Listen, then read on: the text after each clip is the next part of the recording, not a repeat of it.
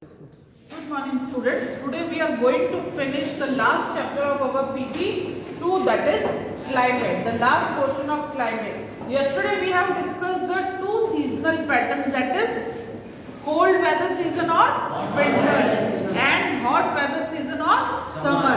Today we are going to discuss about the third season, that is advancing monsoon, or we can say rainy season. So this we have discussed lot of times in our chapter already earlier, that how rainfall comes. It comes from south in India. किस तरह की winds flow करती है? From south east trade wind starts. When it comes to equator, it deflects to the right and enters in India from southwest direction, that is from Kerala. Clear है कि equator से टकराने की वजह से उस समय क्या चल रहा होता है? मूवमेंट, कोरियलिस फोर्सेस आती है, जिसकी वजह से उसका डायरेक्शन विंड्स का चेंज हो जाता है. साउथ ईस्ट की जगह वो वेस्ट की तरफ जाने लगती है और इंडिया में वेस्ट से एंटर हो रही है. अब मैक्सिमम रेनफॉल इंडिया में किस डायरेक्शन में हो रहा है?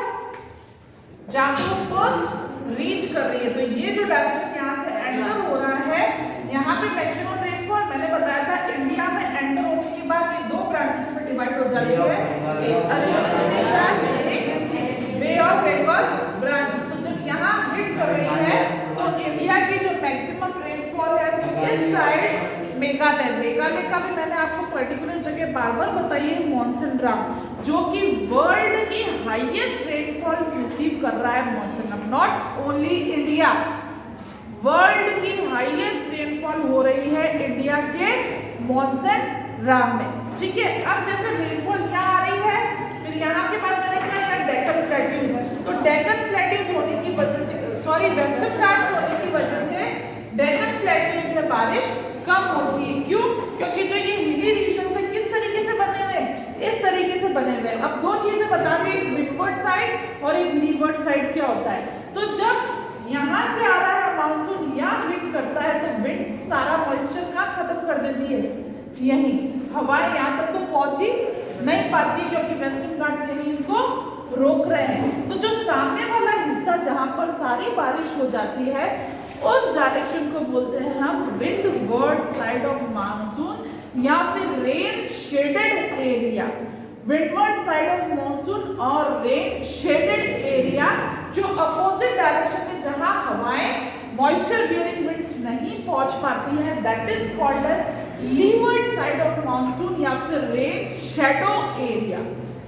रेन शेडो एरिया या फिर लीवर्ड साइड ऑफ मॉनसून. तो इंडिया में जब यहाँ मॉनसून आ रहा है, एडवांसिंग मॉनसून, तो वेस्टर्न घाट्स उनको यही रोक देते हैं और यही कारण है कि डेक्कन प्लेट्यूज की तरफ इंडिया में बहुत ही कम बारिश होती है. ठीक है. और कहाँ कम होती है? जो रेनफॉल पैटर्न है इंडिया में वो अनइक्वल पैटर्न है. वो आगे नेक्स्ट टॉपिक पे भी हम कवर करेंगे, बट यहाँ पे भी दिया हुआ है कि जो रेनफॉल पैटर्न है इंडिया का वो अनइक्वल है. अनइक्वल कैसे है कि जहाँ डायरेक्ट हिट कर रही है रेनफॉल, वहाँ पे मैक्सिमम रेनफॉल हो रहा है, और जिन एरियाज में रेन शेडो एरियाज में ये नहीं पहुँच पा रही है, सेंट्रल प्लेट्यूज, डेक्कन प्लेट्यूज, फिर अपन ने पढ़ा यहाँ गुजरात से एंटर होकर ये इस डायरेक्शन में मूव कर रही है, ये विंड इस डायरेक्शन में मूव कर रही है. तो जो ये गुजरात का जो वेस्टर्न पार्ट है प्लस ऊपर जो राजस्थान का जो वेस्टर्न पार्ट है ना, वहाँ बहुत ही कम स्कैंटी रेनफॉल होती है क्योंकि विंड्स का डायरेक्शन चेंज हो जाता है. यहाँ से मिलने के बाद ये ऊपर की तरफ मूव करती है. तो ये कुछ एरियाज है जहाँ पर रेनफॉल अच्छी क्वांटिटी में नहीं हो रही है, बहुत ही कम. जहाँ यहाँ पे 400 सेंटीमीटर अबव हो रही है या 60 सेंटीमीटर से भी कम रेनफॉल हो रही है इन एरियाज में. वेस्टर्न राजस्थान में, यूपी में, गुजरात के कुछ पार्ट में, और ऊपर कश्मीर में, लद्दाख, लेह लद्दाख है, लद्दाख वाले एरियाज में भी रेनफॉल कम पहुंच पाती है. तो this is unequal distribution pattern of rainfall in India. ज्यादा कहाँ हो रही है? मॉनसून ड्राम में. ठीक है. उसके अलावा एडवांसिंग मॉनसून मैंने बता ही दिया कि साउथ वेस्ट विंड आ रही है. नेक्स्ट अपना है रिट्रीटिंग मॉनसून और withdrawal of monsoon. Withdrawal of monsoon कहाँ से हो रहा है?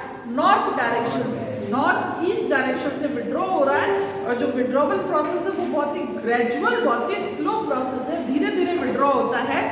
मिड अक्टूबर तक जो ऊपर का नॉर्दर्न पार्ट है वहां से मॉनसून पूरी तरह से विड्रॉ होता है, और बाकी कंट्री से और आइलैंड से दिसंबर के फर्स्ट वीक आते आते धीरे धीरे मानसून विड्रॉ होता है। ठीक है, उसके बाद जो है विड्रॉ होते समय भी कुछ कुछ एरियाज में मैंने आपको बताई बारिश होती है। दूसरी चीज है बेटा, ये जो हाई प्रेशर और लो प्रेशर एरियाज डेवलप हो रहे हैं वो ऐसा नहीं कि एक झटके से शिफ्ट हो जाता है कि भाई समर आ गई यहाँ आ गया, विंटर आ गई यहाँ आ गया, ऐसा नहीं है। वो धीरे धीरे मूव करते हैं with the apparent movement of the sun और अर्थ। ठीक है, समर में क्या होता है, अपने इंडिया को कौन क्रॉस कर रहा है, tropic of cancer. Tropic of capricorn का है साउथ में नीचे, ये अपना है इक्वेटर। ठीक है, तो जब समर सारी गर्मी आ रही है तब इंडिया में या लो प्रेशर एरिया क्यों डेवलप हो रहा है, क्योंकि सन की हीट डायरेक्ट कहां पे पहुंच रही है, सन की हीट समर्स में एक्सट्रीम समर पे पड़ती है ट्रॉपिक ऑफ कैंसर पे, और ट्रॉपिक ऑफ कैंसर का है हमारे इंडिया में वो कट कर रहा है, इसलिए यहाँ पे एक्सट्रीम अपन कह सकते हैं लो प्रेशर बेल्ट डेवलप हो जाती है। ठीक है, बट जैसे ही गर्मी खत्म होने लगती है और यहाँ पे अपन कहें कि सन रेज डिक्रीज होने लगती है नॉर्थ टू साउथ, तो धीरे धीरे शिफ्ट होती है। अब इस दौरान जब ये लो प्रेशर एरिया धीरे धीरे नीचे मूव कर रहा है तो लो प्रेशर कहाँ पे आ गया, बे ऑफ बंगाल में। लो प्रेशर एरिया डेवलप हो गया बे ऑफ बंगाल में, और यहाँ पे शिफ्ट हो गया तो यहाँ पे डेवलप हो गया।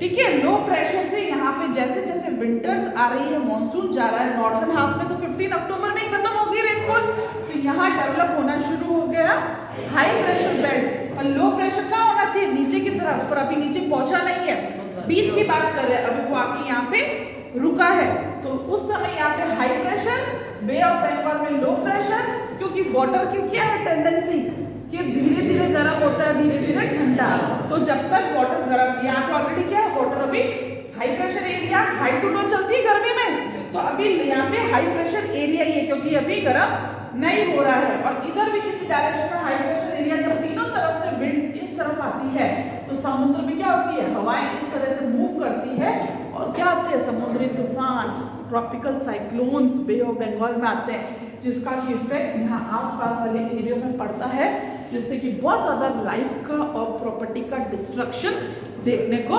मिलता है। क्लियर, एक ये चीज पढ़ेंगे रिट्रीट मॉनसून, दूसरा ये नॉर्थ टू साउथ रिट्रीट होता है, मिड अक्टूबर तक अबव रिट्रीट हो रहा है, बाकी पार्ट में बाद में रिट्रीट हो रहा है, ये सारी चीजें हम इसमें पढ़ेंगे। फिर अपना आज का नेक्स्ट टॉपिक होगा डिस्ट्रीब्यूशन ऑफ रेनफॉल। मैं ऑलरेडी बता चुकी हूँ कि इंडिया में जो रेनफॉल है वो अनइक्वल डिस्ट्रीब्यूटेड है। क्यों डिस्ट्रीब्यूटेड है, क्योंकि यहाँ से वेस्टर्न घाट्स एंटर नहीं होने दे रहे, इसलिए डेक्कन प्लेट्यूज में यहाँ से विंड्स डाइवर्ट हो जाती है, इसलिए इन पार्ट्स में रेनफॉल कम हो रही है, जहाँ पे डायरेक्ट हिट कर रही है वहां पे बारिश ज्यादा हो रही है। ठीक है, तो अनइक्वल सिर्फ स्टेट वाइज ही नहीं है बल्कि ईयर वाइज भी अनइक्वल डिस्ट्रीब्यूशन है, एक साल में कम बारिश होती है, एक साल में ज्यादा बारिश। उसके अलावा दो चीजें और इसमें देखेंगे अपन, वेट और dry spells of monsoon, monsoon या फिर अपन कह सकते हैं बर्स्ट और break of monsoon. Wet means burst of monsoon, dry spells means break of monsoon. अब ये ब्रस्ट और ब्रेक ऑफ मॉनसून क्यों आते हैं, जब बहुत ज्यादा बारिश, ब्रस्ट मैंने कल आपको बताया था, जब एक्सेसिव रेनफॉल्स होती है कंटिन्यूस कुछ आवर्स के लिए, कुछ डेज के लिए, उस कंटिन्यूस रेनफॉल को हमने नाम दिया है बर्स्ट ऑफ मॉनसून। ठीक है, और यही जब एक बार बारिश आके कुछ दिनों के लिए रुक जाती है, तो बारिश आ रही है नहीं आ रही, आ रही नहीं आ रही, उसको बोलते हैं ब्रेक ऑफ मॉनसून या फिर ड्राई स्पेल्स ऑफ मॉनसून। अब ये क्यों होता है, क्योंकि लो प्रेशर एरिया कभी कभी, वैसे तो कहाँ बन रहा है, गंगा प्लेन्स की तरफ लो प्रेशर एरिया, पर कभी कभी कुछ रीजन की वजह से ये प्रेशर एरिया चला जाता है हिमालय के ऊपर या फिर कभी कभी नीचे आ जाता है सेंट्रल प्लेट्यूज पे। तो जब हिमालय के ऊपर शिफ्ट हो जाता है लो प्रेशर एरिया, तो नॉर्दर्न प्लेन्स में बारिश नहीं होती, कम होती है, रुक रुक के होती है, तो उस प्रोसेस को हमने कहा ब्रेक ऑफ मॉनसून। और जब ये इंटीरियर पार्ट में ही ITCZ low pressure area develop हो रहा है सेंट्रल प्लेट्यूज पे, तो उस समय बारिश ज्यादा देखने को मिलती है, that is called as burst of monsoon. Clear, last topic अपन देखेंगे monsoon as a unifying bond. Unifying means लोगों को जोड़ता है, यूनाइटेड करता है, हमारे एनिमल्स, हमारी प्लांट लाइफ, हमारी human life, everything dependent on, हमारे फेस्टिवल्स भी मॉनसून पे डिपेंडेंट है। इस तरह से मॉनसून की वजह से लोग अपने आप को एक दूसरे से जुड़ा हुआ फील करते हैं। क्यों, क्योंकि जो मैक्सिमम पॉपुलेशन है इंडिया की वो क्या है, एग्रीकल्चर बेस्ड पॉपुलेशन है। ठीक है, प्राइमरी सेक्टर बेस्ड पॉपुलेशन है, तो एग्रीकल्चरिस्ट चाहे यूपी के हो, चाहे बिहार के हो, चाहे गुजरात के हो, कहीं के भी फार्मर्स हो, सब किस पे डिपेंडेंट है? मॉनसून पे। तो इस तरीके से वो क्या फील करते हैं? कनेक्टेड फील करते हैं। हमारे हार्वेस्ट फेस्टिवल, बैसाखी वगैरह, ये सारे फेस्टिवल्स हम क्यों मनाते हैं, लोहड़ी वगैरह? बिकॉज ये एग्रीकल्चर रिलेटेड फेस्टिवल्स है। प्लस हम अलग अलग एरियाज में, अलग अलग वेजिटेशंस में, according to different climatic condition, अलग अलग तरीके के प्लांट्स और एनिमल लाइफ भी हमको देखने को मिलती है। तो ऑल आर कनेक्टेड है, यूनाइटेड। मॉनसून सब चीजों को एक दूसरे से जोड़ता है, तो it act as a unifying bond. Clear है? तो here our chapter ends. Read करेंगे अब।